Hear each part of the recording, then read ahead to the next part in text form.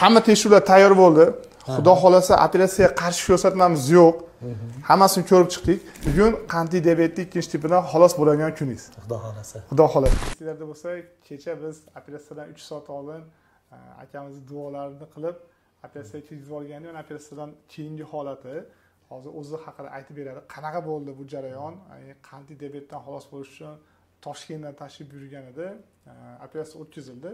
Ikkinchi sutka va hozirgi o'zini holatini ko'rib turibsizlar. Hech qanaqa qiyinchilik yo'q. Qalaysiz aka? Yaxshi, rahmat. Assalomu alaykum. Haqiqatan ham qo'llari gul ekan. Ilohim qo'linglar dard ko'rmasin, umringlar uzoq bo'lsin. O'sha internetda ko'rib, 1 yil kuzatib, o'sha Ahror Qo'shmatovning operatsiyasidan kuzatib keldim. Hammasi yaxshi. Xudoga shukr.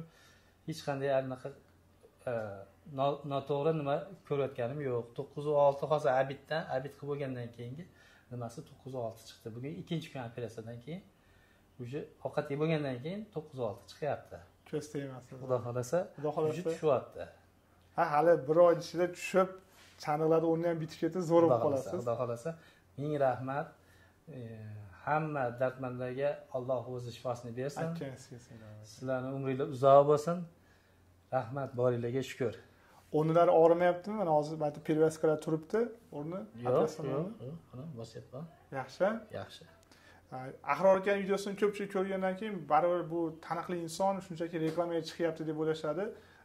Ayrim odamlar shunaqa kommentariy ham qilishadiki, что bular hammasi pul uchun chiqadi deb o'ylashadi. Mana bu narsani men misol uchun tasavvur qila olmayman. Qanaqa qilib bitta insonni kasal deb aldab chiqarish mumkin? O'zingiz kasalligingiz haqida qisqacha aytib bering. Necha yil bu dars qiynagan? Bu menda bir 5 yil bo'ldi aniqlanganiga. Oldindan ham bo'lgan bo'lish kerak. Endi men o'sha eng balandiga chiqqanda o'sha ko'ngillar aynab nima qilganda bizda onam bo'lgan 20 yil o'zi saqirib boqqanman, o'zi bilaman kasallikni. Amakilarim kasal mana shunaqa bo'lgan. Shunda haligi o'shaning uchun kuzatib qanchalik to'g'ri bo'ladi deb shu xulosaga keldim. Bu yerga kelishdan oldin 10 ta tishlarim, milklarim bo'shashib, tishlarim to'kiladigan bo'lib turadi. Oldiraman desam sahariyni olib keldida. Zo'rman deb borsam 14 bo'lib ketibdi. 1 yildan beri o'lchamoq o'tirdim.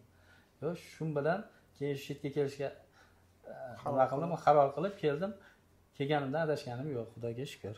Xudo xolasa, siz bilan yana 1 oydan keyin qayta ko'rikka kelasiz. 6 oyda qayta ko'rikka kelasiz. Unda ham ko'rishib, zo'r kayfiyatda hali ham gaplashamiz. Sizlarda ham qandli diabetning ikkinchi tipi bor bo'lsa va sizlar ham bu operatsiyani standartiga to'g'ri keladigan bo'lsanglar, murojaat etinglar, yordam beramiz. Hamma rahmat, sog' bo'linglar.